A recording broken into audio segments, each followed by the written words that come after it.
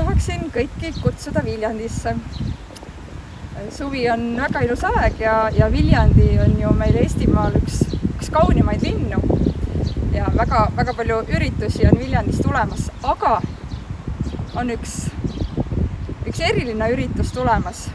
On tulemas kirikupäev ja vaimulik laulupidu ja nimelt toimuvad need juunikuu viimasel nädalavahetusel.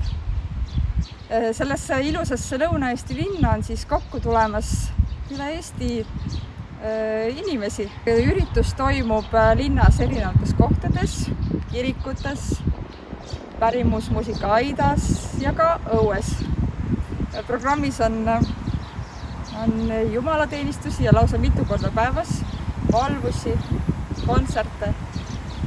Mis on eriti huvitav ja oluline, et on kohal ka missionitelk, kus iga inimene saab oma küsimuse küsida Jumala kohta, usu kohta. Sa ei pea olema koguduse liige ega usklik. Uksed on lahti, tulge, astuge sisse. Missionitelgis toimub ka muid üritusi, loenguid, lastetegevust. Ma olen kuulnud, et Viljandisse plaanib üle Eesti inimesi tulla ja ka Põlvast on lausa bussitäis inimesi juba ennast registreerinud ja kohtume kõigiga Viljandis.